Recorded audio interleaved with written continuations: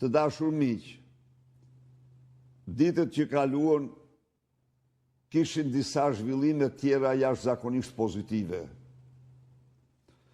Për ne, për opozitën dhe për shqiptarët. Në Shqipëri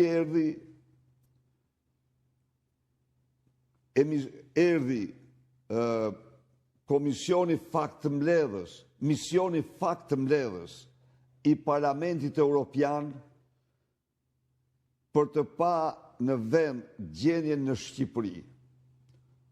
Këta deputet të gjitha grupeve parlamentare të Parlamentit Evropian pasqyruan dje dhe pardje gjatë këtyre ditëve në qëndrimet e tyre në mënyrë shumë të përgjegjshme dhe reale gjendjen në Shqipëri.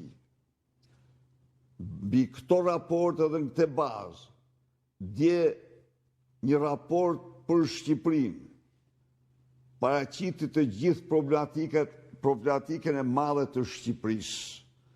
Raport tjetër po përgatitet për të damkos Edi Ramën dhe regjimin e tij. Përveç kësaj, ju jeni dëshmitar se gjatë kësaj jave në Shqipëri qëndruan për 2 ditë misioni faktëmbledhës i Partisë Popullore Europiane i përbërë nga përfaqësuesit e 30 partive politike anëtare të kësaj organizate, i kryesuar nga sekretarja e përgjithshme Dolor Monserrat dhe nënkryetaria e Partisë Popullore. Në takimet e tyre të shumta me Partinë Demokratike, me mediat, me shoqërinë civile, ata gjetën një realitet shokues, duhet t'ja u them, e vlerësuar shokues e gjendjen, dhe na garantuan për mbështetje të fuqishme, na përgëzuan për qëndresën që bëjmë dhe na siguruan për mbështetje më të mëdha.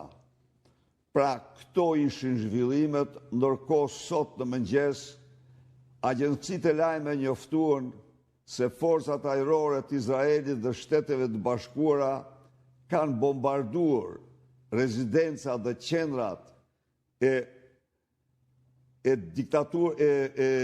udhëheqësve diktatorial teokratik të ajetullave të Teheranit.